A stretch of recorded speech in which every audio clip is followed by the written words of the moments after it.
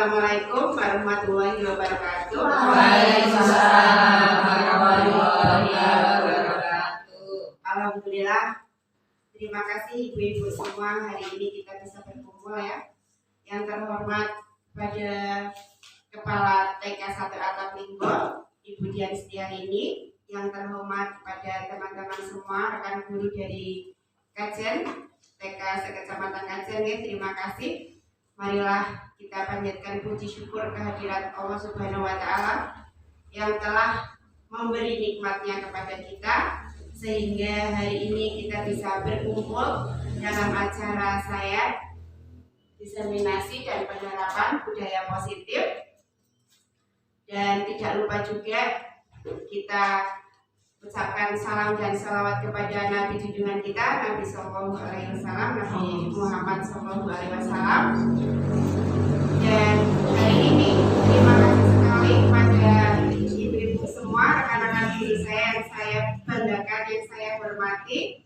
Hari ini adalah acara saya untuk memenuhi tugas dari calon guru penggerak Angkatan 7 Kabupaten Pekalongan.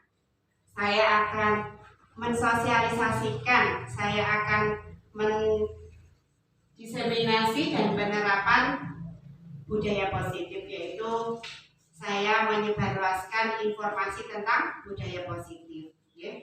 Ibu-ibu, untuk mulai acara ini kita buat kesepakatan bersama. Di forum ini apa nanti yang akan kita sepakati bersama sebelum saya mulai.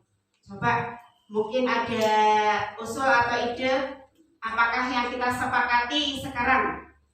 Coba ibu Mengikuti dari awal sampai ke akhir. Mengikuti dari awal sampai akhir ya. Terima kasih Bu. Apalagi? Izin bila mau keluar atau izin. Iya. Apalagi Bu? Jelas ada tanya ya Bu ya. Boleh, kalau belum jelas bisa tanya Bu Munawwarah. Aktif ya. Berarti kalau nanti ada tanya jawab aktif ya ibu-ibu ya. Apalagi? Sudah cukup? Cukup. Oke, terima kasih. Nah, itu nanti kita sudah sepakati bersama, kita laksanakan bersama. Nah, di sini nanti banyak istilah kata-kata yang baru ibu. Nah, budaya positif ini nanti bisa kita temukan di PMM. Nah, nanti ibu semua juga aktif di PMM, nanti bertemu sama modul budaya positif ya. Nah, coba saya mau tanya dulu ibu-ibu, siapa yang punya gambaran, punya pengertian budaya positif itu apa? Kebiasaan yang baik. Kebiasaan yang baik.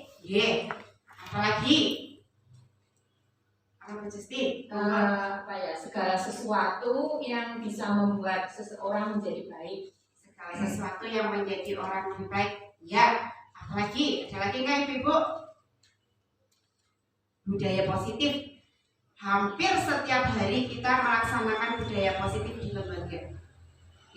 Nah, saya minta izin ya ibu untuk memperlihatkan slide-nya. Di sini.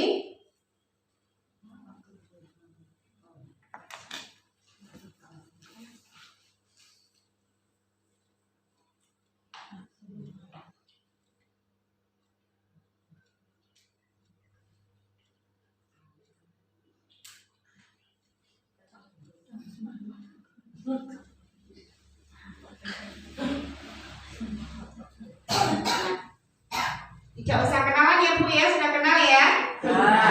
Ya. Nama saya Ika Diningsih. Alamat fotonya siapa ya? Oh iya. Nah, ini saya calon guru penggerak Angkatan 7. Ya, TK 1 Atap Linggo, lembaga saya, Kecamatan Kajen, Kabupaten Pekalongan, Provinsi Jawa Tengah. Nah, itu profil tentang diri saya. Wah, jadi kok agak beda. Nah, coba di sini ibu-ibu. Ada apa ibu-ibu di depan? Tantangan. Nah, yang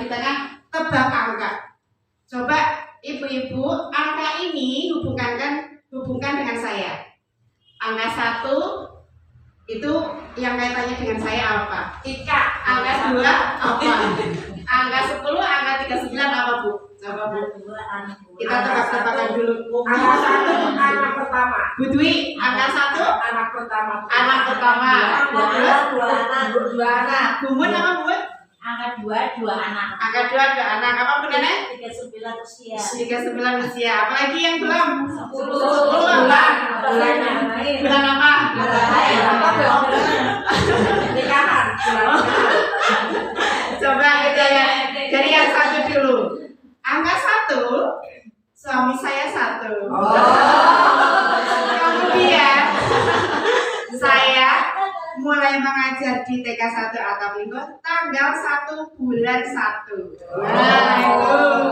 Kemudian yang 2, tadi ada yang benar, anaknya 2, betul Bu, anak 2.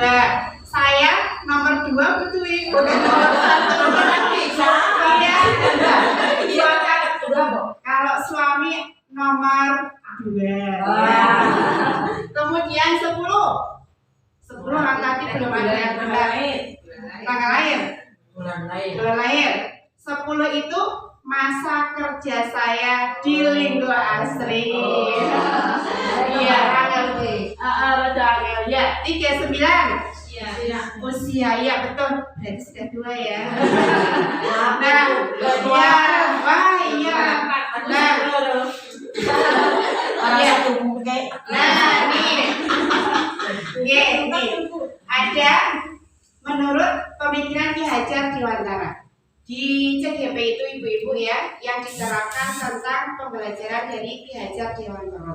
Nah, tujuan pendidikan adalah menuntun segala kodrat yang ada pada anak sehingga mereka mendapatkan keselamatan dan kebahagiaan yang setinggi-tingginya baik sebagai diri sendiri maupun anggota masyarakat. Kodrat-kodrat tersebut adalah kodrat alam dan kodrat zaman. Kodrat alam merupakan kondisi lingkungan di mana anak berada. Kodrat zaman adalah zaman atau waktu anak berada. Nah, berarti menurut Ki Hajar Dewantara, kita itu dalam pembelajaran menyesuaikan perkembangan zaman dan menyesuaikan lingkungan di sekolah kita. Misal, kalau keadaan di lingkungan di saya Linggo Asri, hutan karet seperti ini ya, kita memperkenalkan anak-anak tentang bagaimana menanam pohon, bagaimana perawatan tentang pohon, kemudian yang dihasilkan itu apa dan kita bisa manfaatkan. Misal ada pinus juga, kita manfaatkan bunga pinusnya untuk pembelajaran. Nah, kalau perkembangan zaman, sekarang itu zaman seperti apa sih? Nah, kita harus menyesuaikan juga. Kalau zaman teknologi, berarti pembelajaran kita di sekolah pun harus bisa menggunakan teknologi. Berarti gurunya harus bisa apa Bu? IT. Harus bisa IT ya. Tidak yang muda, tidak yang tua, yang tidak yang junior, senior, harus bisa menguasai IT.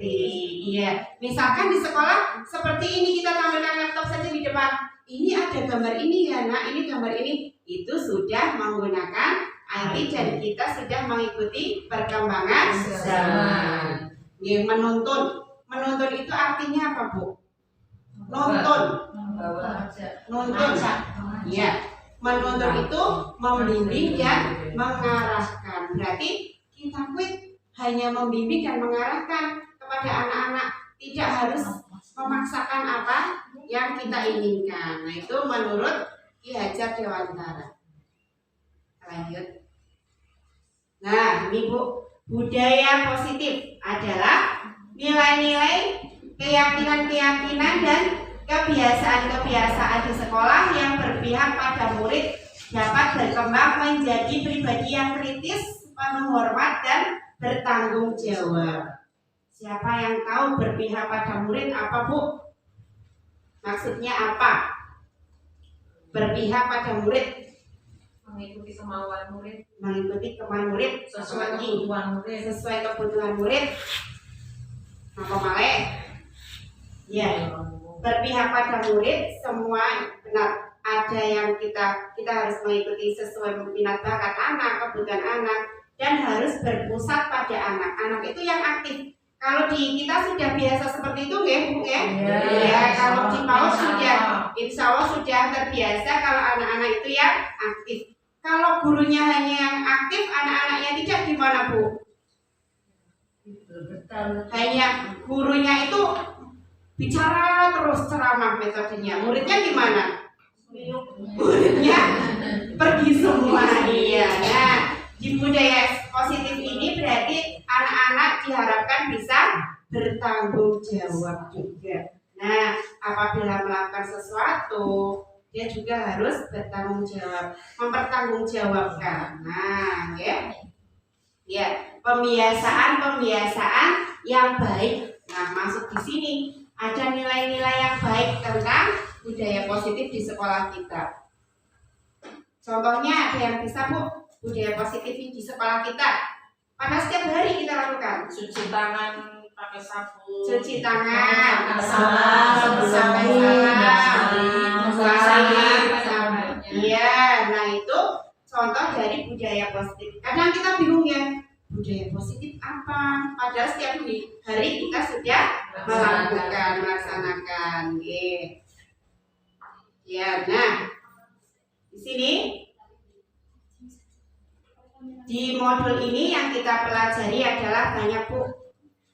Nih ada perubahan paradigma belajar, ada disiplin positif, motivasi perilaku manusia, kebutuhan dasar manusia, posisi kontrol restitusi, keyakinan kelas, segitiga restitusi. Ini bahasa yang asing semua ya Bu ya, istilah-istilah yang masih iya, restitusi. Iya, seperti nama orang, seperti teman kita. Nah, ini konsep-konsep kunci dalam modul budaya positif kita pelajari ada 7 poin. Nah, di sini Ibu-ibu, yuk kita bermain dulu. Wah, ada gambar apa? Coba tangannya mengepal semua Ibu-ibu. Nah, Terus yang kanan ya. tangan kanan. Nah, di sini kita mau bermain dulu. Anda adalah A. Nah, misalkan nanti ada 2 orang, A dan B. Nah, tugas Anda adalah mengepalkan salah satu tangan Anda. Bayangkan Anda menyimpan sesuatu yang sangat berharga di dalam kepalan. Nah, pokoknya berharga ya. Nah, karena begitu pentingnya untuk kehidupan Anda. Tugas rekan Anda yang B, yang B, mencoba segala cara untuk membuka kepalan tangan Anda. Apa yang akan terjadi? Apakah Anda boleh atau tidak? Tidak. Coba, misalkan nih buhol kenceng, pegang. Coba Bu Nenek meraih buhol, apakah buhol mau?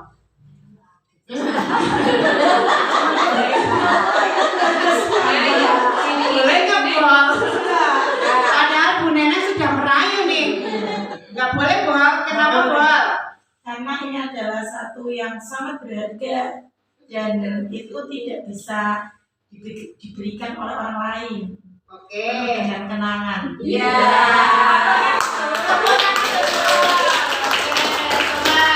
Bu Binti sama Bu Sri, Bu Binti yang A, Bu Binti yang pegang, Bu Sri coba meraih Bu Binti. Bisa. Iya, mau Bu. Coba. Bu Sri, jangan. Gak usah Bu Binti kencang sekali. Bu Binti kencang sekali nih.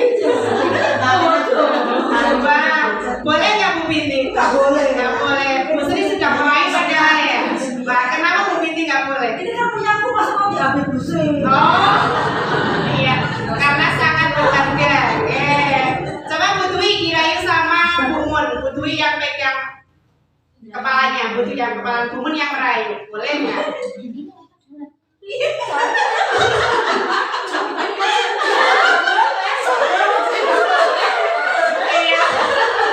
Bu Dwi kenceng nggak boleh. Kenapa Bu Dwi? Karena ini rahasia. Oh, rahasia. Padahal Bu Mun wis merayunya dengan penuh hati. Nah, di sini dari permainan ibu-ibu semua intinya apa ya? Nah, inti dari kegiatan cobalah buka.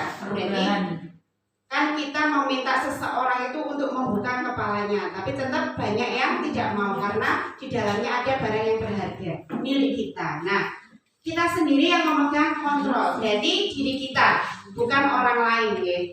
Seperti tadi dirayu tetap tidak bisa, berarti itu adalah kendali kita. Nah, kendali kepala tangan kita. Apakah kita akan membuka atau menutup kepala tangan itu tergantung pada diri kita. Berarti kita itu tidak tergantung sama orang lain. Jika dikaitkan dengan murid, yaitu kita tidak dapat memaksakan kehendak kita terhadap murid. Nah, misalkan dengan murid juga kita tidak boleh memaksakan kehendak kita terhadap murid kita.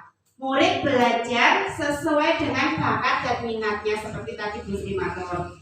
Nah, guru hanya mengontrol perilaku murid. Apabila ada perilaku yang negatif, maka guru berusaha membimbing dan mengarahkan agar murid berperilaku positif. Nah, ini intinya berarti ibu-ibu di sini juga kalau di sekolah di lembaga kita jangan memaksakan kehendak kepada muridnya. Misalkan ada murid yang, Bu Guru saya tidak mau yang ini karena sudah capek. Nah, kadang kita jangan, ayo biar selesai gitu ya. Nah, tapi menurut dari Ki Hajat Dewantara itu dulu pemikirannya tidak seperti itu. Berarti kita harus menyesuaikan apa yang diinginkan anak, apa yang diinginkan sama kita. Berarti tidak harus dipaksakan. Sesuai mengalir apa yang anak-anak mau di situ. Kita hanya menuntun, kita hanya mengontrol bahwa kalau anak belum belum selesai ya kita bicara baik-baik. Oh, padahal yang sana kegiatannya seperti ini. Nah, kalau anak berminat, pasti anak akan mengerjakannya. Tapi kalau tidak, ya sudah, nggak apa-apa, besok lagi seperti itu. Nah, kemudian perubahan paradigma belajar. Pembelajaran dengan paradigma baru dirancang berdasarkan prinsip pembelajaran yang berdiferensiasi. Sehingga setiap siswa belajar sesuai dengan kebutuhan dari tahap perkembangannya untuk mewujudkan profil pelajar Pancasila. Siapa yang tahu pembelajaran berdiferensiasi? Padahal setiap hari kita melakukannya. Beragam. Iya, beragam. Banyak, tapi berbeda. Nah, misalkan kita membuat beberapa kelompok kecil ya. Di kelas kita biasanya paling banyak 3 ya Bu, 3 kelompok. Nah, misal kita memiliki tema bunga. Nah, kita sediakan alat-alat peraga di situ. Bisa menggunakan media lospat, bisa menggunakan media apa saja yang ada di lembaga kita. Nah, dari 3 kelompok itu pasti kan tidak sama semua ya. Misalkan di kelompok 1, Bu, saya mau menggambar bunganya menggunakan melukis. Di kelompok ini melukis. Tetap temanya 1 bunga, membuat bunga. Nah, yang di kelompok yang satunya lagi, Bu, saya mau membuat bunga tapi menggunakan alat-alat ini, ada biji-bijian, ada ranting, ada daun. Nanti bentuknya jadi bunga loh. Boleh, bisa menggunakan seperti itu. Nah, tapi kan tetap tujuannya bunga ya. Satu lagi kelompok yang satu, misalkan, Bu, aku mau buatnya pakai bunga yang asli. Wah, mau dirapikan, ditata di vas bunga. Nah, itu kita sudah menggunakan pembelajaran berdiferensiasi. Sudah biasa dilakukan kan ya Bu? Sudah, cuma istilahnya ya tidak tahu ya, masih bingung. Diferensiasi itu berbeda. Iya ya Bu ya, karena banyak pekerjaan. Nah, diferensiasi itu berbeda. Setiap kelompok itu kegiatannya itu temanya sama, tetapi berbeda bentuknya, berbeda kegiatannya. Nah, misalkan kalau yang kelas besar, yang kelompok 1 saya membuat video Bu Guru kelompok ini. Nah, yang satunya saya membuat puisi Bu Guru. Yang satunya lagi saya mau membuatnya pakai tulisan biasa, narasi biasa. Itu juga berdiferensiasi, tetapi temanya tetap satu sama. Setiap hari kita sudah melakukan ya Bu, cuma bingung Diferensiasi itu istilah yang asing bagi kita, nggih. Nah, profil pelajar Pancasila. Sudah kenal belum, Bu? Profil pelajar Pancasila? Sudah mendengar. Nah, di sini ada 6 dimensi. Coba apa saja, Bu? Beriman dan bertakwa pada Tuhan Yang Esa. Mandiri, bernalar sensitif, berkebinekaan global, yang kreatif, dan sudah pernah dengar ya? Ya, ada 6 dimensi. Nah, profil pelajar Pancasila ini sangat penting kita praktekkan, kita terapkan di sekolah. Nah, ini juga kalau di lembaga PAUD, lembaga TK juga sudah terbiasa menggunakan dimensi yang 6 ini. Nah, beriman, bertakwa kepada Tuhan Yang Maha Esa dan berakhlak mulia.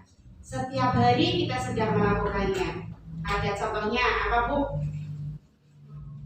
Berdoa. Nah, itu bisa contoh dari ini. Kemudian mandiri. Contohnya apa? Pakai sepatu sendiri, cuci tangan sendiri, ya. Iya. Kemudian bernalar kritis. Anak-anak berani bertanya. Ya, misalkan gurunya menjelaskan apa, ada anaknya yang ini seperti itu karena ada yang seperti itu. Nah, itu bernalar kritis. Kemudian berkebinekaan global. Apa, Bu? Tidak membedakan tidak membedakan teman, tidak membedakan latar belakang, misalnya dari agama, dari ras, dari keluarga. Iya, semuanya di situ harus saling menghargai. Kemudian bergotong royong, seperti kerja bakti di sekolah, membersihkan halaman, mencabuti rumput, ya itu bisa. Beresin mainan bersama teman-teman, ya. Kemudian kreatif. Apa kreatif? mengembangkan inovasi kegiatannya. Iya, menggunakan kegiatan yang dilakukan itu dia kreasikan, dia bentuk seperti apa, beda dengan yang lain. Ya, kreatif mempunyai ide sendiri. Saya pinginnya seperti ini. Nah, dia buat seperti apa gitu. Kemudian lanjutkan disiplin positif. Nah, ya. Berarti tadi yang pelajar Pancasila itu nanti semuanya akan terkait dengan disiplin positif. Dalam budaya kita, disiplin dimaknai menjadi sesuatu yang dilakukan seseorang pada orang lain untuk mendapatkan kepatuhan. Wah, berarti kita itu harus disiplin dan patuh. Nah, menurut Ki Hajar Dewantara, kita di sini tetap membahasnya Ki Hajar Dewantara bahwa untuk mencapai kemerdekaan atau dalam konteks pendidikan kita saat ini untuk menciptakan murid yang merdeka, syarat utamanya adalah harus ada disiplin yang kuat di lembaga kita. Disiplin yang dimaksud adalah disiplin diri yang memiliki motivasi internal, motivasi dari diri kita, dari dalam kita. Kemudian sebagai pendidik, tujuan kita adalah menciptakan murid yang memiliki disiplin diri, sehingga mereka berperilaku dengan mengacu pada nilai-nilai kebajikan universal atau belajar profil Pancasila dan memiliki motivasi intrinsik. Intrinsik itu dari dalam juga sama. Internal, intrinsik itu disiplin dari dalam diri kita. Kemudian tujuan mulia dari penerapan disiplin positif adalah agar terbentuk murid yang berkarakter, berdisiplin, santun, jujur, peduli, bertanggung jawab, dan merupakan pembelajar sepanjang hayat. Nah, di sekolah kita, di PAUD kita sering mempraktekkan ini ya Ibu ya. Tapi kalau kedisiplinan, Kalau kedisiplinan itu kalau di PAUD agak kurang terlihat sekali kayak beda dengan jenjang yang tinggi lagi. Ya, kalau di SD misalkan harus ini dilarang ini gitu kan. Tapi kalau di kita mengalir, tapi anak-anak tetap tahu bahwa itu hal yang positif yang harus dilakukan, ya. Harus jujur. Nah, kita juga setiap hari selalu memberi ke anak-anak harus jujur, tidak boleh bohong, gitu ya. Orang nggak boleh berbohong, nggak boleh ngapusi. Nah, harus peduli sesama teman, bertanggung jawab. Kalau sudah bermain berarti harus dirapikan, ya. Nah, dan pembelajar sepanjang hayat, menginginkan murid itu mau belajar terus sampai nanti besar, sampai akhir hayat. Nah, seperti kita juga, Bu, kita belajar itu tidak dibatasi sama usia. Wah, sudah tua nggak usah belajar gitu kan, kadang seringnya seperti itu. Tapi kalau sekarang mengikuti zaman berarti tidak melihat usia, harus menjadi pembelajar sepanjang hari. Monggo Bu Neneng. Ya. Nah, kemudian ada motivasi perilaku manusia. Nah, kita itu memiliki motivasinya itu dari luar apa dari dalam diri kita sendiri. Nah, satu, motivasi itu untuk menghindari ketidaknyamanan atau hukuman. Nih, motivasi yang paling rendah koyo mono, kita melakukan sesuatu itu takut karena dihukum gitu ya. Nah, untuk mendapatkan imbalan atau penghargaan dari orang lain. Motivasi satu tingkat di atas motivasi pertama biasanya dilakukan mendapatkan pujian dari orang lain.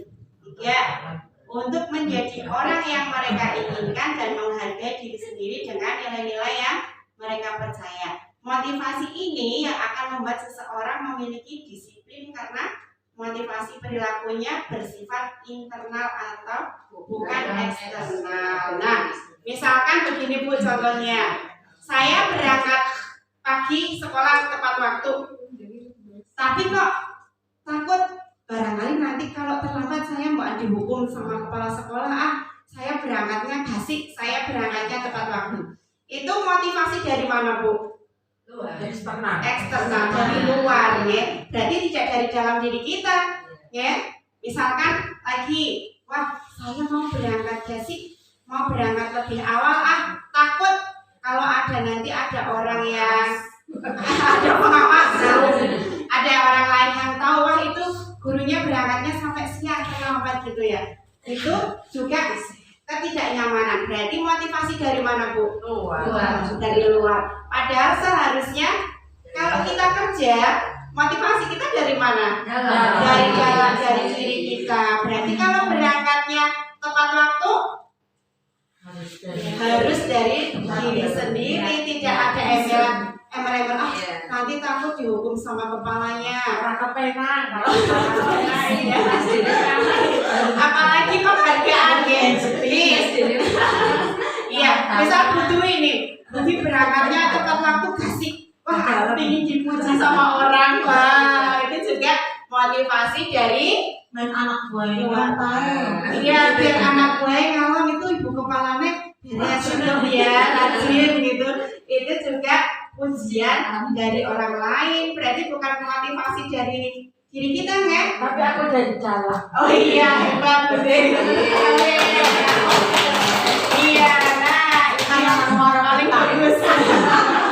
Harus motivasi dari kita. Misal berangkat tepat waktu ya dari dalam diri kita, karena sudah tahu itu tanggung jawab saya. Iya, seperti itu. Misalkan saya mau berangkat gasik biar Bu Rini beres bika, rajin. Itu juga pujian. Ya berarti saya tidak memiliki motivasi dari dalam. Saya ingin dapat pujian, ingin dapat penghargaan. Wah, berarti kalau motivasinya dari luar bagus apa tidak, Bu? Tidak, karena kita memiliki pekerjaan harus dijalani dengan ikhlas, harus dijalani dengan setulus hati sesuai motivasi diri kita sendiri. Nah, Nah, untuk menjadi orang yang inginkan dan menghargai diri sendiri berarti kita juga harus bisa menghargai diri sendiri karena sudah tahu itu tanggung jawab kita, berarti harus dilakukan dengan sepenuh hati.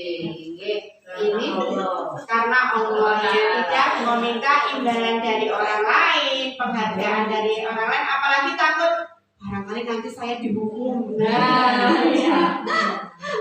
Itu motivasi dari luar semua. Ya, lanjut lagi nih.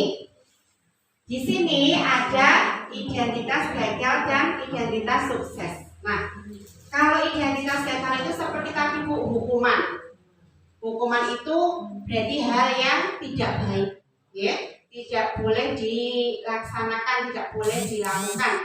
Coba ibu-ibu, kalau kita di kelas PAUD, apakah kita memberlakukan hukuman? Tidak. Yang beda dengan jenjang yang lebih tinggi, ya.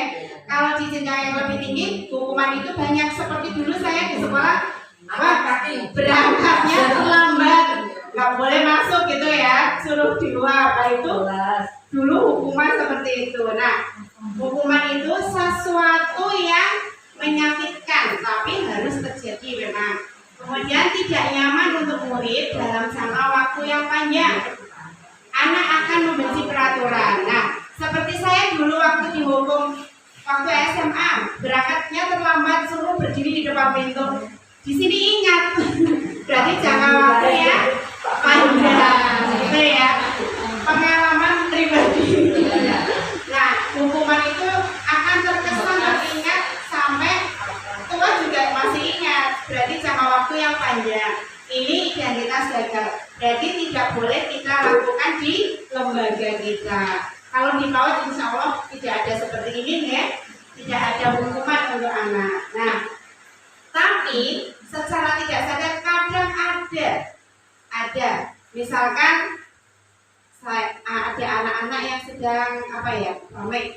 Nih, yang ramai yang tidak mendengarkan guru nyanyi depan, itu hukuman atau bukan ya? Hukuman. Termasuk hukuman. Pernah nggak Bu? Cok, pernah. Nah, hukuman kalau kita di lembaga PAUD itu tidak terlihat secara nyata, tapi itu juga termasuk hukuman. Nah, kita sadari kita jangan melakukan hukuman. Iya. Kadang ada yang begini, wah dengan hukuman itu nantinya anak bisa disiplin, ya kan seperti itu ya. Tapi di pemikiran anak beda lagi, akan teringat sepanjang dia hidup sampai besar nanti itu teringat, wah aku pernah dihukum seperti ini, akan teringat terus. Nah makanya jangan kita terapkan pada murid kita, harus gitu ya. Nah di sini ada identitas sukses, ada konsekuensi, ada restitusi, ya yang tadi disebut. Iya, konsekuensi sesuatu yang harus terjadi tidak nyaman untuk murid dalam jangka waktu pendek. Anak akan mematuhi aturan. Kalau di hukuman tadi, anak itu pasti akan benci aturan. Wah, aku tidak mau mematuhi aturan itu karena nanti saya dihukum. Malah menambah benci. Nah, kalau konsekuensi di sini ada tanggung jawab. Anak-anak itu nanti akan ada tanggung jawabnya. Nah, ada yang bisa mencontohkan Bu, konsekuensi berarti menghasilkan anak tanggung jawab. Seperti hukuman, tapi dia akhirnya tanggung jawab sadar. Apa Bu kalau di lembaga kita apa? Merantaki mainan. Memberantakin mainan, setelah itu Dirapikan kembali. Nah, itu menjadi tanggung jawab. Karena saya sudah mainannya saya berantaki semua, jadi setelah itu saya harus merapikan, tanggung jawab merapikan kembali, itu konsekuensi. Tapi kalau hukuman, misalkan terlambat harus berdiri depan, sudah kan? Tidak ada, anak itu tidak ada menyadari saya harus ini harus itu, tidak. Malah kadang biarkan begitu saja kan orang itu. Nah kalau konsekuensi ada tanggung jawab. Kemudian restitusi. Nah ini baru didengar ya Bu, bahasa yang asing juga ya. Merupakan pilihan menguatkan murid untuk jangka waktu panjang. Murid akan menghormati dirinya dan orang lain. Nah, dengan restitusi ini kita bisa menyelesaikan masalah. Misalkan tadi anak-anak kok memberantakin mainan. Kita dekati anak tersebut. Ayo sini, misalkan Mas Dava sini. Nah, kenapa tadi ya kok mainannya diberantakan seperti itu? Nah, kan nanti jadi tahu alasannya apa. Inginnya anak itu seperti apa. Nah, kita mengarahkan. Nah, seharusnya kalau sudah diberantakan berarti dirapihkan. Nanti kita mengarahkan dari restitusi ini kita bisa mempraktekkan ke anak-anak apabila ada masalah yang memang harus kita selesaikan. Bagaimana Ibu hukuman, konsekuensi sama restitusi? Ada yang masih bingung? Berarti kalau restitusi itu istilahnya dikasih perintah, Iya. biar anak itu paham ya. Misal kalau tidak dikembalikan baik permainannya berantakan, anaknya seperti ini. Iya. Lebih dijelaskan. Iya. Kalau konsekuensi kan kita bilangnya biasanya Mas Dava sudah merapikan, sudah berantakan mainan. Berarti setelah itu apa ya? Nah, harus dirapikan. Oh iya, silakan dirapikan, hanya seperti itu kan. Kalau restitusi kita bicara sama anak. Nah, kenapa tadi diberantakan? Biar anak lebih memahami lagi. Nah, berarti setelah itu kan anak tahu, oh nek diberantakan seperti ini tidak boleh, berarti nanti harus dirapikan kembali. Besok lagi, berarti kan anak-anak punya pemikiran, besok lagi saya harus merapikan lagi kalau memerantakan mainan. Nah, bedanya seperti itu Bu. Berarti kita memanggil anak, kita duduk bersama, kita cerita gitu. Oke, restitusi itu. Nah, iya. Kalau yang sekarang ini restitusi memang yang bagus, strategi yang bagus untuk menyelesaikan masalah. Seringnya di lembaga jenjang yang paling tinggi Ibu. Nah, kemudian ini Ibu ada contoh kasus nih. Tadi maksudnya apa ya? Anak disuruh berdiri di depan kelas selama 5 menit karena tidak merapikan mainan. Hukuman atau konsekuensi? Hukuman. Wah, ini pintar-pintar semuanya. 2. Anak tidak ikut istirahat dan harus menyelesaikan tugas yang belum selesai karena tadi anak datang terlambat. Hukuman. Apa ya? Di sini ada unsur tanggung jawab loh. Konsekuensi. Ya. Kalau yang atas jelas hukuman, yang kedua harus ada konsekuensi karena terlambat harus menyelesaikan tugasnya. Jadi konsekuensi. Ya. Mengganti kertas tugas teman yang telah dicoret-coret. Jadi mengganti konsekuensi. Wah, hebat semua nih. Mas, anak disuruh lari di halaman karena baju dijalan. Hukuman ya. Jadi paham ya hukuman sama konsekuensi. Wah, coba siapa? Siapa yang pernah melakukan contoh konsekuensi di sekolah? Bapak seperti apa, Umon? Meminta maaf bila dapat sangat Ya, meminta maaf berarti tanggung jawab ya. Setelah itu harus meminta maaf kalau sudah akan lainnya. Ya, bisa. kira-kira sama seperti Sama ya. Berarti tetap harus ada tanggung jawab ya kalau konsekuensi ya. Nah, nih dia ada kebutuhan dasar manusia. Ada 5 Ibu. Kebutuhan bertahan hidup. Bertahan hidup itu untuk apa yang namanya bertahan di semua lingkungan.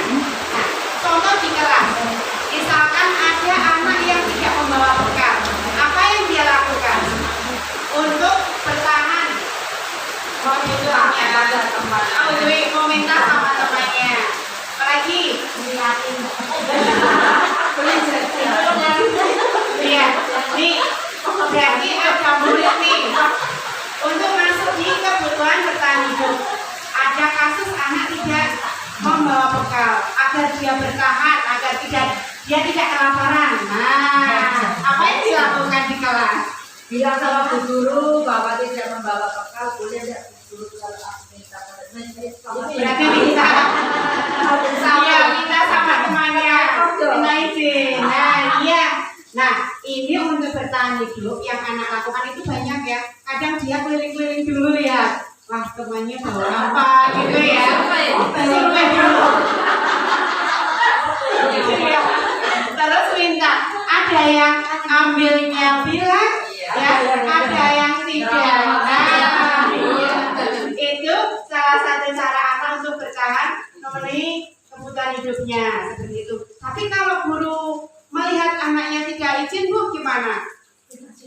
Dikasih tahu, dinasihati dulu. Nah, kalau meminta milik orang lain harus izin dulu. Nah, yang dua, kasih sayang dan rasa diterima. Nah, kebutuhan untuk bersosialisasi dengan teman dan guru dan lain-lainnya. Nah, berarti anak-anak ini di sekolah juga membutuhkan kasih sayang dari gurunya, dari teman-temannya, tidak ada yang saling memusuhi bersama-sama di sekolah gitu. Biar anak ini tuh senang, nyaman di sekolah karena gurunya itu baik. Nah, kadang ada yang nggak mau gurunya galak gitu ya. Nah, berarti rasa kasih sayangnya itu kurang, belum terpenuhi di sekolah. Nah, tapi kalau kita insya Allah tidak ya, insya Allah kita malah melebihi anaknya sendiri ya kalau sama muridnya. Kalau sendiri malah iya, kadang ada seperti itu. Nah, berarti di sekolah kita harus menanamkan kasih sayang terhadap kita. Murid juga bisa menerapkan sayangnya terhadap teman-temannya, tidak bermusuhan, tidak berebutan atas lingkungan. Yang ketiga, penguasaan kebutuhan pengakuan atas kemampuan. Anak selalu ingin jadi pemimpin. Ada nggak Bu muridnya yang seperti itu? Ininya di depan. Bu Guru, saya mau menyiapkan. Hampir setiap hari mintanya seperti itu. Mau gantian gitu ya. Iya. Karena saya ini jadi presiden, Bu. Jadi harus pimpin di depan terus. Nah, kadang ada yang seperti itu. Nah, itu termasuk kebutuhan penguasaan. Nah, di sini kalau kita melihat anaknya seperti ini, Bu, inginnya jadi pemimpin, nggak mau gantian, kita gimana? Memberi penjelasan ke anak bahwa kalau di depan yang memimpin barisan, kalau kita mau baris gantian, jangan hanya Mas terus gitu ya, harus gantian sama orang lain. Kemudian 4, kebebasan, kebutuhan akan pilihan, contoh kemandirian, anak bebas memilih pembelajaran yang disukai, anak aktif di kelas. Nah, aktif itu kita pembelajaran menggunakan berpusat pada anak. Anaknya itu yang aktif, Bu. Misal kita membuat 3 kelompok ya, atau sentra, atau yang lain, atau area. Nah, tapi anak-anak yang aktif, jangan kita yang ayo pindah sini, ayo pindah sini, ayo pindah sini. Nah, di sini berarti kita melatih anak itu mandiri. Setelah melakukan ini selesai, dia pindah ke sana. Selesai, dia pindah ke sana. Susah apa tidak, Bu? Awalnya susah, iya. Kalau kita biasakan, insya Allah bisa, ya. Nah, kadang begini, kalau sukanya di sini kan pun anteng ya. Anteng di situ kalau kita tidak, ayo Mas pindah sana belum pindah. Kadang anak itu diam saja di situ, ada seperti itu, ya. Nah, di sini kita melatih anak untuk bisa mandiri, bisa aktif dengan dia sendiri. Wah, setelah ini saya mau pindah sana, saya pindah sana. Nah, seperti itu. Jadi tugas guru itu Bu, menuntun anaknya, mengarahkan. Jangan anak yang pasif, tapi aktif. Guru aktif, muridnya aktif. Terus kita gimana muridnya? Ngantuk muridnya kan? Iya. Jadi kebutuhan kebebasan itu anak membutuhkan kemandirian dan keaktifan di sini dalam pembelajaran di kelas. Nah, kesenangan 5, kebutuhan untuk merasa senang. Contohnya bermain. Kita sudah menerapkan belum ibu-ibu? Sudah. Bermain ya. Bermain. Apa sih bermain itu? Kalau menurut anak itu biasanya bermain agar senang ya. Kalau dia sedih kan pastinya tidak akan bermain. Nah, di sekolah kita menciptakan permainan-permainan yang kreatif agar anak itu senang, agar anak itu bisa aktif mengikuti kita. Nah, seperti permainan tradisional.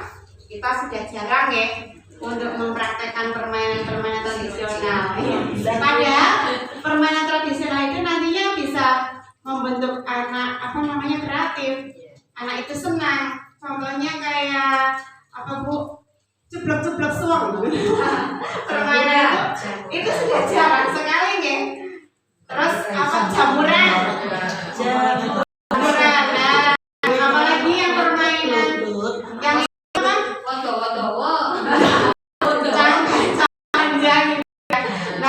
itu permainan itu perlu kita tanamkan ke anak-anak biar tidak membosankan. Nah, permainan tradisional yang jarang kita terapkan lagi. Saya pernah mempraktekkan jeblak-jeblak suwung itu malah gugu dewe. Muter-muter ini nebak-nebaknya kan suaranya salah. Itu anak itu jadi ketagihan, Bu Guru besok lagi main seperti itu ya. Besok lagi ya, Bu. Ya. Akhirnya anak-anak tahu, wah ini permainan tradisional gitu. Nah, ini Ibu untuk kebutuhan dasar manusia ada 5. Ada yang mau ditanyakan? Ada. Langsung ya Bu. G. Tadi dalam permainan, dalam permainan, kalau hukuman menyanyi di depan kelas kan termasuk hukuman. Iya. Nah sekarang kalau permainan Bu, misal permainan tapi yang awalnya diberi kesepakatan, misal kalau juga suami yang menebak salah nanti nyanyi, itu termasuk hukuman atau sudah ada kesepakatan berarti sudah bisa? Iya. Kalau sudah ada kesepakatan, ada konsekuensi, berarti konsekuensi. Tadi tidak ada hukuman. Kalau hukuman, kalau hukuman kita ini Bu, fokusnya ke fisik. Iya. Kalau hukuman ke fisik. Nah, ada juga yang tidak ya, tapi ini kebanyakan fisik. Nah, kalau seperti permainan seperti itu kan ada aturannya. Iya. Dari awalnya kita sudah membicarakan, sudah kesepakatan bersama, berarti konsekuensi. Iya. Padahal sama-sama penyanyi di depan ada menang kalah, itu masuknya di konsekuensi karena kita sudah buat kesepakatan bersama. Nah, kita lanjut. Ada posisi, kontrol, restitusi. Ini juga bahasa yang asing ya. Ada penghukum, ada pembuat rasa bersalah, ada teman, ada pemantau, ada manajer. Iya, manajernya itu yang jadi manajer siapa ya? Biasanya kebanyakan kepala sekolah. Nah, posisi ini sudah sering kita lakukan juga di sekolah. Tapi kita juga harus tahu posisi mana yang lebih baik yang kita terapkan di lembaga. Gitu. Nah, kalau penghukum ibu-ibu bagus apa tidak? Tidak. Ya, kita menghakimi ya. Nah, kemudian pembuat rasa bersalah. Bagus ya? Tidak. Teman, jadi teman. Baik. Pemantau.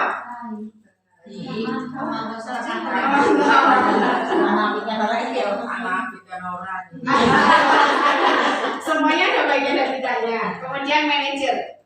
Menurut panjenengan semua, sebelum saya masuk ke materinya, manakah posisi yang paling bagus? Teman. Ada lagi? Tapi manajer juga harus ya, kayaknya Itu ngatur berarti.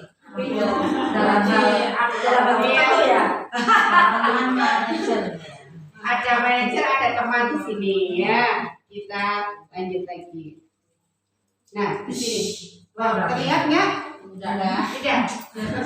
Berarti ya. Ya, karena ini tulisan bisa di sini. Ya, kalau di penghukum ada perilaku kontrol negatif. Yang negatif berarti yang tidak baik. Ada penghukum, ada pembuat orang merasa bersalah. Itu tidak bagus. Itu tidak bisa kita terapkan karena nantinya itu akan membekas di pemikiran anak-anak itu hal yang tidak baik. Nih. Kemudian ada perilaku kontrol positif. Yang positif ada teman dan pemantau. Ada lagi kontrol diri, manajer. Nah, di sini posisi yang paling bagus, yang paling tinggi adalah manajer. Karena manajer ini apa namanya? Semua apa yang namanya? Yang kesalahan-kesalahan di situ semuanya akan diatur sama manajer ini, nantinya akan terselesaikan dengan baik. Nah, kalau penghukum di sini ada kata-kata kalau kamu salah pasti kamu lagi terlambat. Nah, itu penghukum. Itu nanti membuat pemikiran anak itu apa namanya menjadi teringat terus dan membekas tidak baik. Nah, di sini kata-kata gurunya itu keras.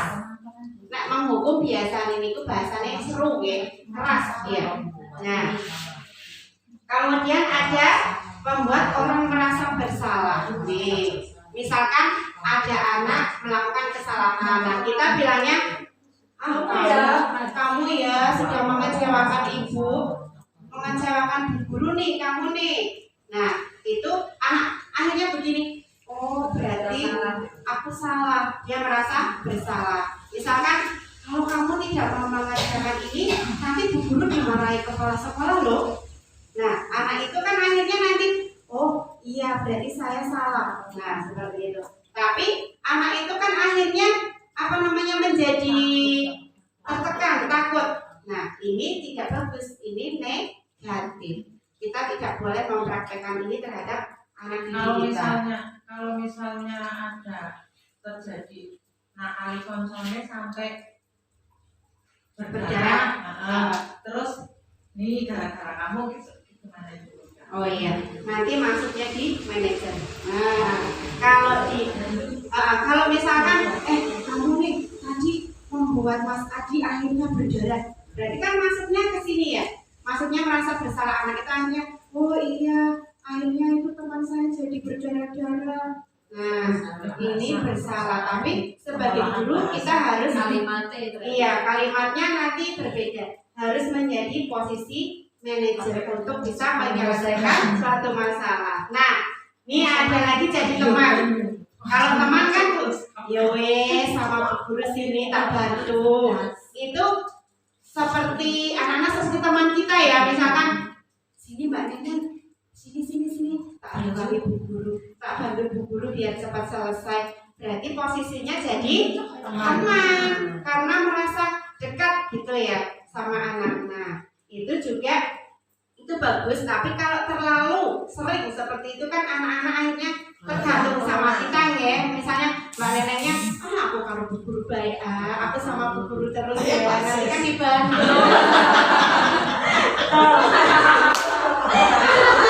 Iya boleh, tapi jangan terus dan akhirnya nanti jadi ketergantungan. Iya, nah pemantau. Kalau pemantau apa bu? Memantau. Wah, kamu sudah melakukan kesalahan apa? Kamu tadi apa? Kamu melakukan apa? Itu hanya memantau, hanya mendapat jawaban singkat saja dari anak-anak. Misalkan, tadi apa yang kamu lakukan? Tadi itu Pak Guru, tadi peraturan apa yang kamu langgar? Misalkan seperti itu saja. Itu pemantau. Berarti posisinya memantau. Kamu kesalahannya apa? Gitu. Tidak menyelesaikan masalah, hanya memantau saja. Wah, melanggar aturan yang apa? Kan cuma itu saja. Jawabannya bahwa misalkan saya tadi melanggar aturan yang terlambat. Saya tadi tidak menggunakan sepatu warna hitam. Seperti itu pada hanya memantau saja, tidak menghasilkan solusi yang baik. Nah, ini yang di manajer bu. Kalau di manajer apa yang kita kita yakini, apa yang kita sudah sepakati, itu ditanyakan. Misalkan di sekolah aturannya apa, kalau misal hari Senin pakai seragam, pakai topi kalau kita upacara gitu ya. Nah, kenapa kamu kok tidak memakai topi? Kenapa kamu tidak memakai dasi? Nah, nanti anak itu kan menjawab, Masih basah. iya masih basah Bu. Nah, besok lagi kalau misalkan kamu upacara lagi, apa yang dilakukan? Nah, anak itu akan mencari solusinya. Wah, iya ya, besok lagi biar saya pakai dasi, topi, berarti malamnya saya siapkan dulu. Terus apalagi yang harus disiapkan untuk besok upacara. Nah, itu manajer seperti Bu Sri tadi. Misalkan ada anak yang dinakali berdarah. Nah, berarti dari awal ditanya dulu, boleh nggak kalau kita nakal sama temannya? Nah, dan anak itu berpikir, nah itu tadi kok Mas Adinya berdarah ya? Apa yang harus dilakukan? Nah, anaknya nanti berpikir, iya ya Bu Guru, diobati ya? Iya, obatnya pakai apa? Obatnya pakai apa Bu Guru ya? Apa pakai betadine ya? Nah, kita bertanya dan anak itu akhirnya tahu dan ada solusinya. Aku minta maaf.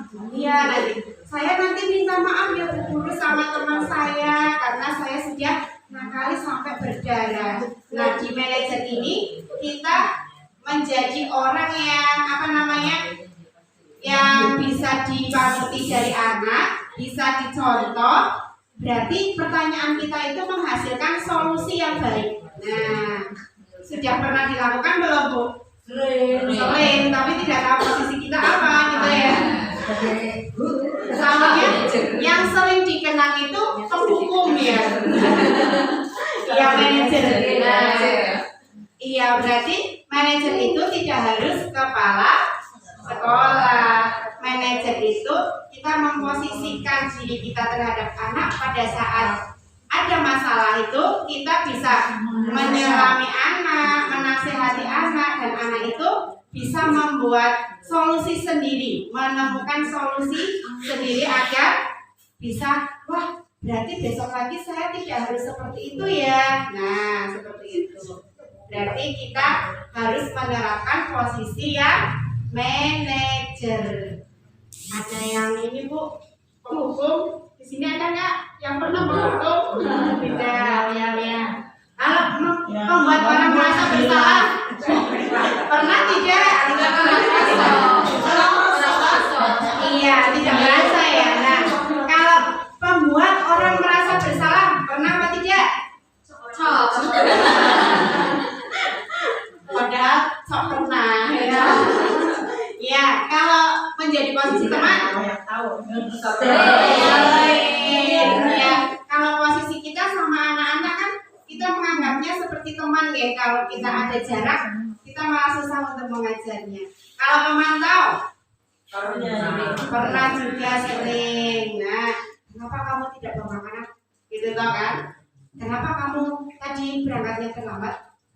Kenapa kamu kok bajunya tidak sama dengan temannya?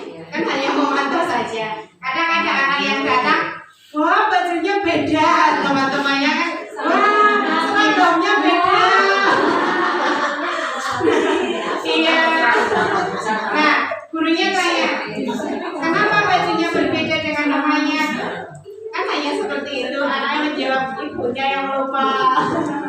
Oke, nah itu ada posisi yang harus kita terapkan, ya. Oke, bisa nih dari kelas kami ada papan yang ditulis kolom hebat. Iya. Anak-anak yang bisa bisa jawab bisa ditulis di kolom hebat atau diacungi jempol. Nah, untuk yang misal di situ itu anak yang fasih tidak pernah menjawab, Iya. kan merasa aku kok nggak pernah masuk kolom hebat. Itu seperti apa yang saya lihat? Iya. Kalau seharusnya berarti kita itu menjadi posisi yang rata ke anak-anak, jangan membedakan. Iya. Sebenarnya seperti itu akan membuat anak, aku kok nggak pernah Nggak pernah masuk itu ya? Nama saya nggak pernah masuk ke kolom hebat ya. tapi itu juga bisa membuat motivasi. Ya, berarti bagaimana caranya kita membimbingnya anak tersebut agar tidak menjadi merasa bersalah, agar tidak anak itu sepertinya terhukum karena tidak dimasukkan namanya ke kolom hebat. Nah, itu perannya guru yang di sini manajer. Berarti anak yang pasif itu dibuat sedemikian rupa, digali Iya. kemampuan dia biar mendapatkan itu ya. Berarti kemampuan anak kan berbeda-beda nih Bu. Nah, di situ berarti harusnya guru itu bisa tahu, wah ini anaknya minatnya apa, ini anaknya senangnya apa. Nah, berarti di kolom hebatnya pun kategorinya banyak, tidak hanya cuma satu. Iya, misalkan kategorinya hanya, wah ini yang berani maju nyanyi di depan, berarti nanti namanya masuk di sini yang anak-anak mau maju nyanyi ke depan. Nah, itu juga sepertinya tidak bagus juga ya. Berarti semua kategorinya itu kita buat. Misal anak bisa ini, bisa ini, bisa ini. Nah, di situ nanti masukkan anak yang bisa ini masuk ke sini, anak yang bisa ini masuk ke kolom ini, kolom ini. Jadi tidak hanya cuma satu kegiatan atau saja. Iya, kegiatan saja. Dikatakan satu kegiatan satu hari itu ya. Iya. Oke. Nah, yang sering kita lakukan seperti itu, hanya satu poin yang kita ambil saja. Wah, ini nggak bisa, berarti tidak masuk ke kolom hebat. Kan seperti itu seringnya. Iya, itu juga kasihan juga. Kalau kecewaan ya. Iya, di sini nanti anak bisa menjadi selalu bersalah. Iya. Seperti tidak hebat. Nah, di manajer ini, peran kita yang harus bisa menjadi seorang manajer. Bagaimana caranya agar anak-anak ini semua bisa aktif, anak-anak ini bisa mengikuti dengan baik di kelas ini, di pembelajaran kita. Nah, kalau untuk anak aktif, kita biasanya sudah menerapkan dia bisa ini, mau itu, kan semuanya sudah aktif. Tapi kalau kemampuan berbeda-beda, jadi kalau mau membuat kolom hebat, mau membuat penilaian ke anak, berarti kategorinya banyak, jangan hanya satu. Kasihan yang tidak memiliki kemampuan. Nah, ini masih lanjutannya. Nah, ada kasus Bu. Nih, nanti masuknya posisi apa nih? Nah, kasus 1, ada murid yang berlari tergesa-gesa menuju kelas karena sudah terlambat. Akhirnya tidak diperbolehkan masuk kelas oleh gurunya. Terlambat lagi. Kamu terus yang terlambat. Misalkan duit, kamu terus yang terlambat. Nah, duit lagi. Gitu gurunya. Nah, karena kamu terlambat, tidak diperbolehkan masuk dan harus berdiri di depan pintu selama pelajaran. Posisi apa, Bu? Hukuman. Ini biasanya di jenjang yang atas, yang tinggi selain PAUD gitu. Nah, kasus 2. Iya. Kalau kita insya Allah di lembaga PAUD berarti tidak menerapkan ya hukuman, penghukum. Nah, Guru, Adi, apakah kamu mengetahui jam berapa sekolah dimulai? Adi, tahu Pak, jam 7. Gurunya, ya, jadi kamu terlambat. Kira-kira bagaimana kamu akan memperbaiki masalah ini? Adi, saya bisa menanyakan teman saya Pak untuk mengejar tugas yang tertinggal. Gurunya, baik, itu bisa dilakukan. Apakah besok akan ada masalah untuk kamu agar bisa hadir tepat waktu ke sekolah? Adi, tidak Pak, saya bisa hadir tepat waktu. Guru, baik, saya hargai usahamu untuk memperbaiki diri. Ini masuk posisi apa, Bu? Manajer. Nah, berarti Ibu sudah memahami ya. Kalau di manajer ada pertanyaan, ada solusi, dan anaknya mencari solusi sendiri.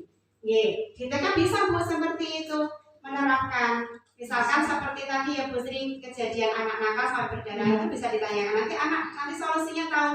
Oh, besok lagi berarti saya tidak boleh misalkan mendorong. Nanti kalau jatuh keluar darahnya, saya bisa dimarahi orang tuanya. Nah, dari keluar darah itu obat apa yang bisa dikasihkan? Nah, itu nanti anak itu juga tahu. Oh iya, obatnya apa ya? Obat betadin misalkan pakai kapas. Nah, itu di manajer ini kita harus bisa menyelami, harus bisa mendalami manajer untuk menghadapi berbagai masalah yang ada di lembaga kita. Paham ya manajer sama yang lain? Insya Allah ya. Nah, ini keyakinan kelas, Bu. Keyakinan kelas apa ya? Yakin. Saya sudah buat contohnya ini, Bu. Ini di depan saya contoh keyakinan kelas. Sudah saya praktekkan, sudah nyata. Ini bisa dipraktekkan di lembaga-lembaga yang lain. Ya. Bu Munawwarah juga sudah ya, Bu ya. Nah, ini contoh, salah satu contoh keyakinan kelas. Keyakinan kelas itu aturan, kesepakatan yang dibuat bersama guru dengan murid agar kelas itu tercipta kelas yang nyaman, tertib. Nah, kalau di sana ada bintang warna kuning, di sini ada bintang warna merah. Kenapa kok pakai bintang?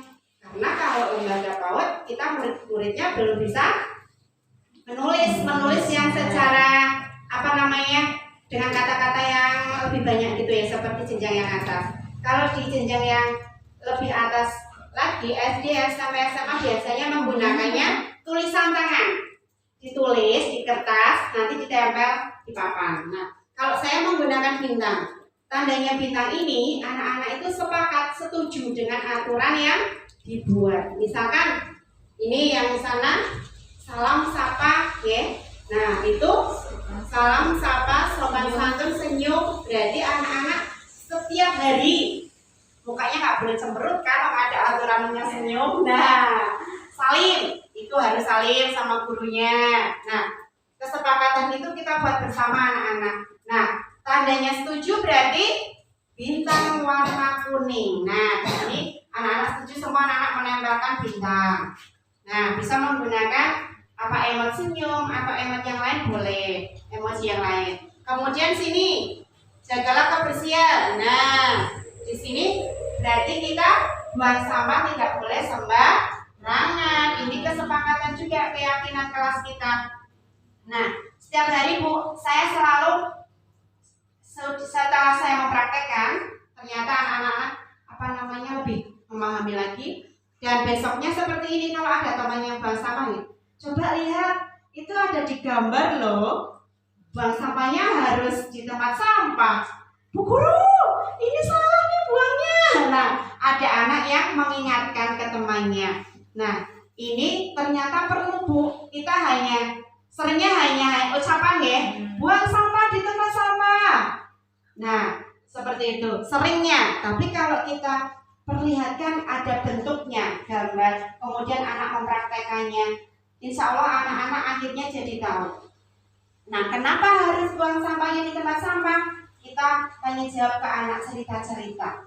Nah, nanti dia akan dengan sendirinya disiplinnya itu muncul. Pasti di sini akan anak-anak itu bisa mengendalikan. Oh iya, setelah makan buang sampahnya di tempat sampah. Kemudian setiap datang ke sekolah harus salim. Nah, harus salam sama bu guru, seperti itu.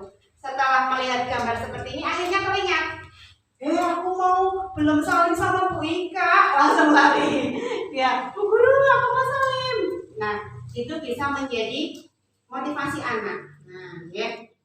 Nah, kemudian nih, keyakinan kelas adalah salah satu disiplin positif yang bisa kita terapkan dalam membangun budaya positif di sekolah. Dengan adanya keyakinan kelas di setiap kelas, diharapkan dapat mewujudkan tujuan pendidikan yang berorientasi pada profil pelajar Pancasila. Apa hubungannya Bu dengan profil?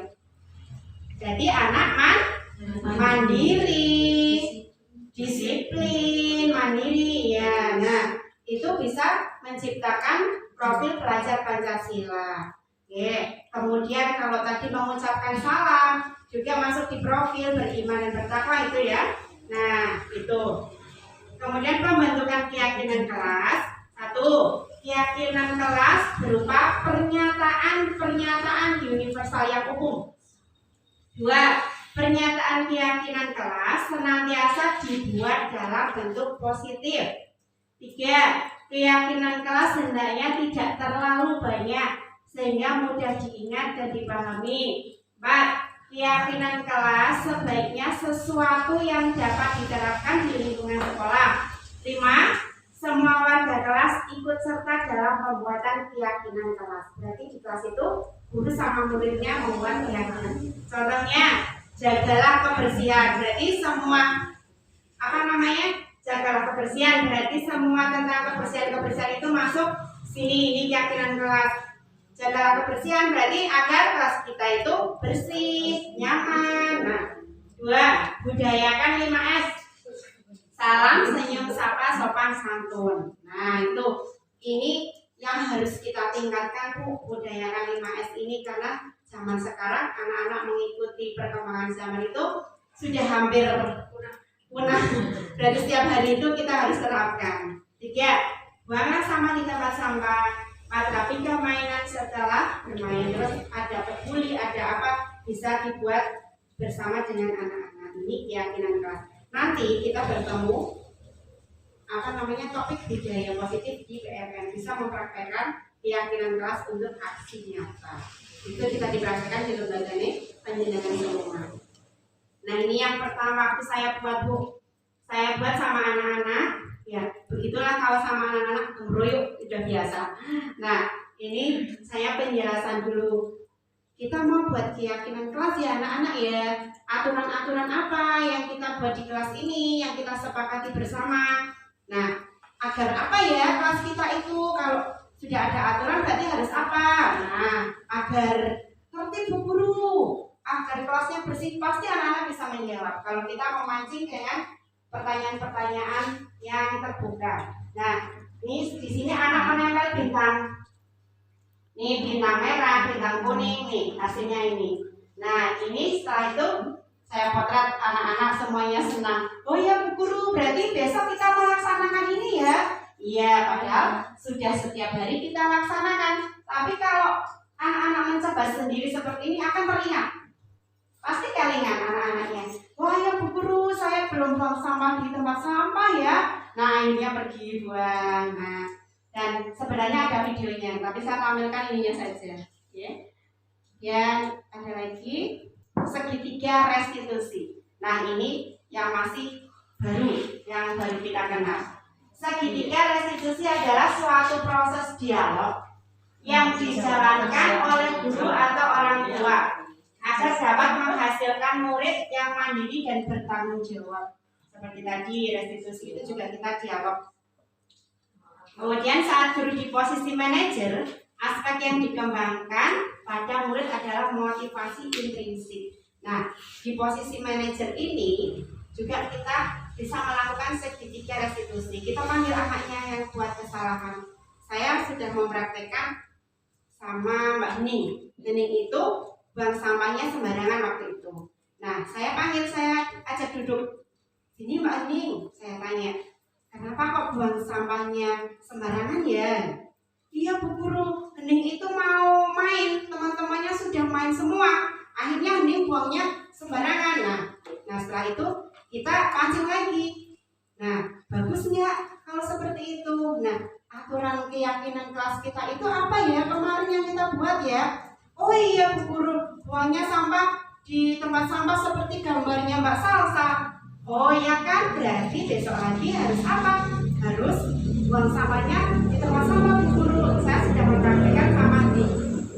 Alhamdulillah berjalan dengan bagus, dan akhirnya dia tahu. Memang tadinya si yang namanya Hening itu sering buangnya sembarangan, Bu.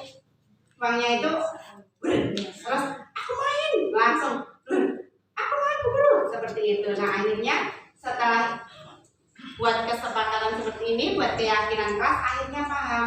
Nah di restitusi ini berarti kita dialog sama anak, tanya jawab. Nah anak itu besoknya memahami tentang apa yang dilakukannya, berarti harus berbuat yang baik besok lagi seperti itu. Nah restitusi ini juga perlu dilakukan di sekolah kita ibu-ibu. Jangan hanya besok berarti buang sampahnya harus tempat sampah ya, setelah itu kita pergi. Nah itu tidak mengena ternyata. Nah kalau kita mempraktikkan buat keyakinan kelas, terus kita panggil anak tersebut, akhirnya anak jadi tahu. Nah, ini segitiga restitusi banyak prosesnya di sini. Ya, banyak, ada beberapa proses yang di sini. Nah, ada menstabilkan identitas. Berarti di sini kita tanya ke anak, membuat kesalahan itu berarti tadi waktu kita tahu anak itu buat kesalahan, kita tanya-tanya. Di sini kita menstabilkan identitas dulu. Nah, di sini kita tanya-tanya. Kemudian ada validasi tindakan yang salah. Nah, di sini guru juga bisa berdialog. Nah, bisa menstabilkan, bisa memvalidasi. Kamu tadi melakukan apa? Kamu harus bagaimana? Nah, itu di situ. Nah, yang terakhir menanyakan keyakinan kelas. Nah, kalau sudah membuat keyakinan kelas, kita di situ bisa berdialog. Kemarin yang kita buat itu apa ya? Keyakinan kelas kita itu apa ya? Akhirnya nanti anak tahu, oh iya, kita tidak boleh ini ya Pak, kita tidak boleh ini ya Bu. Nah, ini yang namanya segitiga restitusi. Ada tahapan-tahapannya, ada menstabilkan identitas, 2, validasi tindakan yang salah, 3, menanyakan keyakinan. Berarti kita harus tahu dulu keyakinan yang kita buat itu apa, aturannya apa. Jadi anak itu jadi lebih memahami lagi. Ini Ibu untuk restitusi. Nah, ini Ibu gambar saya waktu mempraktikkan restitusi. Ini sama Mbak Ning, maksud buang sampah sembarangan. Ini sama Mas Java, waktu Mas Java tidak mau merapikan mainan. Nah, ini saya panggil dua-duanya, saya tanya, kenapa kok tidak mau merapikan? Kenapa buang sampahnya sembarangan? Nah, terus saya tanyakan lagi, wah kita kan sudah buat keyakinan kelas ya. Keyakinan kita apa kemarin? Nah, buat sampahnya di tempat sama Bu Guru. Nah, akhirnya kita bisa berdialog dan kita bisa menemukan solusi yang baik. Ini Ibu-ibu. Nah, ya, dalam rangka menciptakan lingkungan yang positif, maka setiap warga sekolah dan pemangku kepentingan perlu saling mendukung. Berarti di sini semua warga sekolah terlibat ya, tidak hanya satu guru yang mengawasi anak yang mempraktikkan. Berarti semua warga sekolahnya harus ikut agar bisa mendukung budaya positif di sekolah tersebut. Nah, ini di sini dalam rangka menciptakan lingkungan yang positif, maka setiap warga sekolah dan pemangku kepentingan perlu saling mendukung, menghayati dan menerapkan nilai-nilai kebajikan yang telah disepakati bersama. Untuk dapat menerapkan tujuan mulia tersebut, maka seorang pemimpin pembelajaran perlu berjiwa kepemimpinan sehingga dapat mengembangkan sekolah dengan baik agar terwujud suatu budaya sekolah yang positif sesuai dengan standar kompetensi pengelolaan yang telah ditetapkan. Berarti di sini yang yang harus menciptakan budaya positif di sekolah siapa saja Bu? Kalau warga sekolah itu guru, kepala, wali murid, tenaga kependidikan. Berarti semuanya, komite juga sebagai mitra. Nah, di sini berarti semua harus saling mendukung agar terciptanya budaya positif. Sebagai guru pun harus menjadi teladan ya. Misalkan kita menyuruh anak buang sampah di tempat sampah, tapi kita buangnya sembarangan, itu gimana Bu? Bukan contoh yang baik. Nah, berarti kita harus menjadi teladan anak-anak kita. Sebagai guru, berarti kita harus menjadi contoh yang baik sebagai teladan anak didik kita. Nah, berarti kalau kita mencontohkan, anak pasti akan meniru. Seperti itu. Di sekolah, guru itu digugu dan ditiru ya. Digugu dan ditiru. Jadi harus menjadi sosok, menjadi tokoh yang panutan yang harus dicontoh sama murid-muridnya. Gimana Ibu budaya positif? Sudah ada gambaran yang jelas? Sudah ya. Nah, selanjutnya apa ya? Nah, ini terakhir Bu. Salam hebat, salam bahagia, bergerak, menggerakkan merdeka. Coba kita ucapkan bersama-sama. Salam guru hebat, salam bahagia, bergerak, menggerakkan merdeka. Ya. Alhamdulillah. Nah, saya mengucapkan terima kasih yang sedalam-dalamnya untuk rekan-rekan guru semua. Alhamdulillah sudah selesai untuk sosialisasi saya, diseminasi penerapan budaya positif. Alhamdulillah sudah selesai. Terima kasih sekali. Mohon maaf apabila ada kata-kata yang kurang berkenan. Mohon maaf yang sebesar-besarnya dan terima kasih sekali. Saya akhiri. Wassalamualaikum warahmatullahi wabarakatuh. Waalaikumsalam.